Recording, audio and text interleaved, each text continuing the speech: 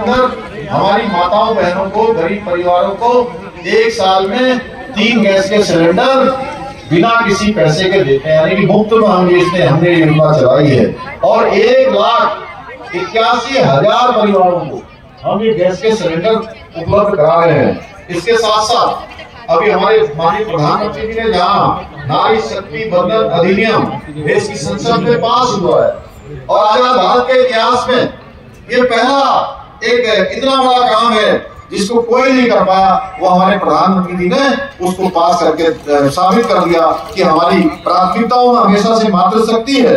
और हमने प्रदेश के अंदर 30% का सहती आरक्षण हमारी माताओं को, हमारी बहनों को, हमारी मातृशक्ति को मिले, उनको आगे बढ़ने का अवसर मिले।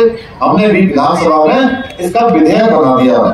इसके साथ साथ समान नागरिक संहिता, जो देश के अंदर बड़े लंबे समय से इसकी मांग थी, बहुत जल्द समान नागरिक संहिता पर भी हम कानून बनाने वाले हैं। हमको जैसे ही जो है ड्राफ्ट मिल जाएगा, हमारी कमेटी जो ड्राफ्ट बनाने वाली है वो विद्वान लोगों से राय मशवरा कर चुकी है, जल्दी हम उस पर भी काम करने वाले हैं। जबरन प्रदेश के अंदर धर्मांतरण रोकना हो, उस पर हमने देश का सबसे कठोर कानून बना दिया। देश के अंदर सबसे कठोर कानून है, 10 साल की सजा तक का प्रावधान है। नई शिक्षा नीति लागू करना हो, हमने नई शिक्षा नीति लागू कर दी है। नई खेल नीति हमारे खिलाड़ियों के अनुरूप हमने बनाकर यह भी लागू कर दी है। और सख्त नकल विरोधी कानून, जिसके बारे में मैं आपको जरूर कहना चाहता हूँ। लंबे समय से ये नकल का जो काम है चल रहा था, 10 साल 15 साल से लगातार, और ऐसे मेहनत करने वाले हमारे भाई बहन वो हमेशा पीछे रह जाते थे, और जो नकल करने वाले थे वो पास हो जाते थे, उत्तीर्ण हो जाते थे, नौकरियों में चले जाते थे, फिर जांचें शुरू होती, कहीं कुछ होता कहीं कुछ होता, लेकिन हक मारा जा रहा था उस गरीब माता पिता के बेटे का, बेटी का, जो अपने बेटे को, अपनी बेटियों को कोई छोटी सी सब्जी की दुकान करता है, कोई चाय की दुकान करता है, कोई घर का घी बेचता है, दूध बेचता है, अपने जेवर गिरवी रखता था, तब जाके अपने बच्चों को पढ़ने लिखने के लिए भेजता था। भाइयों बहनों, उसके साथ लगातार धोखा हो रहा था, लगातार उनके साथ छल हो रहा था, डकैती पड़ रही थी, लूट हो रही थी, उनकी मेहनत लूटी जा रही थी, उनके साथ अन्याय हो रहा था। हमने तय किया कि अब हम किसी भी कीमत पर ये नकल का जो अपराध है इसको रोकने का काम करेंगे। और हमने भाई बहनों, हम नकल का अध्यादेश लेकर आए, और इस अध्यादेश को लाने के बाद मुझे बताते हुए खुशी हो रही है कि नकल का अध्यादेश जब से हम लेकर आए, बहुत सारे हमारे बेटे बेटियां, हमारे भाई बहन जो एक परीक्षा में पास हो रहे हैं, एक नौकरी उनको मिल रही है, दूसरी मिल रही है, फिर तीसरी भी मिल रही है, और उन्हीं को चौथी भी मिल जा रही है, और उनको 5वीं भी नौकरी मिल जा रही है। भाइयों बहनों, उनके माता पिता आ रहे हैं, कह रहे हैं कि हम सरकार का धन्यवाद देने के लिए आए हैं, हम आपका धन्यवाद देने के लिए आए हैं। पहले भी हमारे बच्चे परीक्षाओं में भाग लेते थे, इसी चमोली जनपद के बच्चे हैं जो 2-3 परीक्षाओं में भाग लिए हैं, और 2-3 में उनका नंबर आ गया, वो परीक्षाओं में उत्तीर्ण हो गए हैं, उनकी नौकरी 3-3 जगह पर लग गई, 4-4 जगह पर लग गई है। भाइयों बहनों, संतोष होता है कि आप सबकी ताकत के कारण से शुरुआती दिनों में हमें बड़ी परेशानी हुई कि हम जब इस नकल के अपराध को रोकने का जब हम प्रयास कर रहे थे, बहुत बड़े बड़े नकल माफिया आगे आ गए, बड़ी बड़ी पहुंच अपनी बताने लगे। हमने कहा हम किसी भी कीमत पर अपने बेटे बेटियों के, अपने भाई बहनों के भविष्य के साथ खिलवाड़ नहीं होने देंगे, हर कीमत पर हम इस पर कार्रवाई करेंगे, और हमने कार्रवाई करी। भाई बहनों, आज 100 से भी ज्यादा लोग इस नकल के अपराध में जेल की सलाखों के पीछे चले गए हैं, और 5.5 लाख हमारे प्रदेश के प्रतिभागी परीक्षाओं में भाग लेकर आज वो जो है उनके अंदर एक आत्मविश्वास पैदा हुआ है। हमारे नौजवान भाइयों बहनों से मैं कहना चाहता हूँ कि सब लोग मेहनत से पढ़ाई लिखाई करें, अपनी तैयारियां करें, अब उनको निष्पक्षता के साथ उनकी योग्यता के आधार पर, उनकी प्रतिभा के आधार पर उनको चयन का जो है पूरा मौका मिलेगा, क्योंकि अब नकल में कोई भी जो है अब परीक्षाओं में नकल नहीं होगी, सब पारदर्शिता के आधार पर होगा। भाई बहनों, राज्य आंदोलनकारियों को आरक्षण देने का मामला हो, वो भी हमने प्रवर समिति ने हमारा सारा कर दिया है। जल्दी हम विधानसभा का सत्र बुला रहे हैं, और विधानसभा का सत्र बुलाकर 10% का जो क्षैतिज आरक्षण है उसको भी हम लागू करेंगे।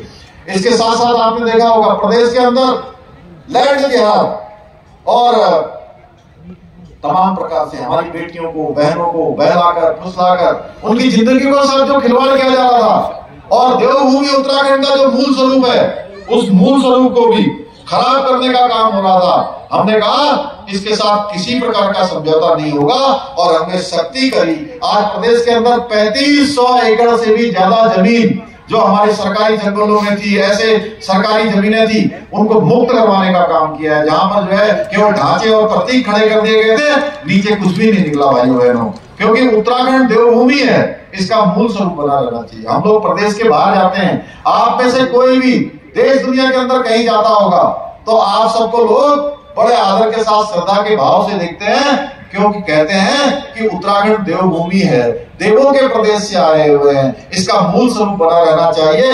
ये सरकार के साथ साथ हम सबकी भी जिम्मेदारी है। इस काम को भी हमने आगे बढ़ाया है भाइयों बहनों। ऐसे अनेकों काम हमने आज निर्णायक मोड़ पर पहुंचाए हैं। ये कठिन काम थे लेकिन आवश्यक कार्य थे और इनको हमने कम समय में करके दिखाया भाइयों बहनों। ये कोई राजनीति की बात होगी तो कोई कह देगा कि इन्होंने नहीं किया होगा, कोई जो है अपना फेस सेविंग, इसको फेस सेविंग बोलते हैं, उस फेस सेविंग के लिए कह सकता है कि इन्होंने एक वर्ग के खिलाफ कार्रवाई कर दी, इन्होंने जो है कुछ लोगों को कर दिया, कुछ लोगों को छोड़ दिया, कोई अलग अलग प्रकार की। लेकिन हमने ये निष्पक्षता के आधार पर, न्याय के आधार पर इस पर काम किया है। ये कठिन काम थे, कम समय में सरकार ने करके दिखाया है, क्योंकि हमारे लिए प्रदेश और प्रदेश की जनता का हित सर्वोपरि है।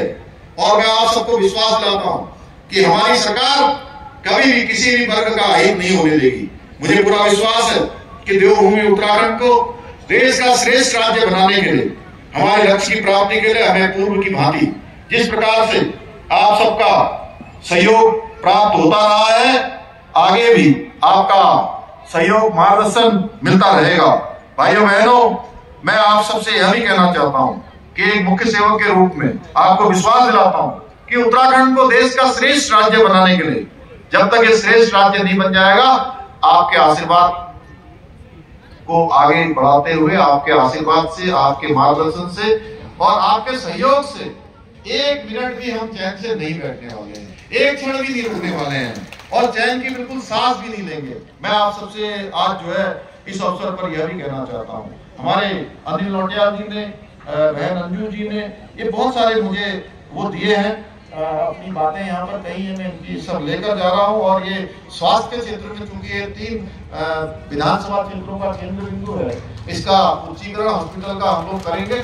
और भी जो आपने यहाँ पर मुझे दिए हैं, मैं इन सबको ले जा रहा हूँ, मैं इन सबको अपने साथ ले जाकर इनको आगे के प्रस्तावों में सम्मिलित करूंगा। आप लोग इतनी बड़ी संख्या में यहाँ आए और आप लोगों ने हम सबका यहाँ पर उत्साहवर्धन किया, इसके लिए मैं आपका एक बार दिल से बहुत धन्यवाद करता हूँ। अंत में पुनः एक बार आप सभी को सफल मेले के आयोजन के लिए बहुत ही बधाई देता हूँ कि मेला गत वर्षों की भांति इस वर्ष भी पूरी तरह से सफल होगा। लोग जो है अपने व्यापार को बढ़ाएंगे, हमारे नौजवान जो छात्र हैं, छात्राएं, हमारी नौजवान पीढ़ी है, वह भी हमारी विरासत को आगे बढ़ाने के लिए इन मेलों का निश्चित रूप से कहीं न कहीं जब प्रतिभा का प्रदर्शन है, इन मेलों के माध्यम से होगा। एक बार आप सबको शुभकामनाएं और बधाई देते हुए मैं अपनी बात को समाप्त करता हूं। बहुत बहुत धन्यवाद।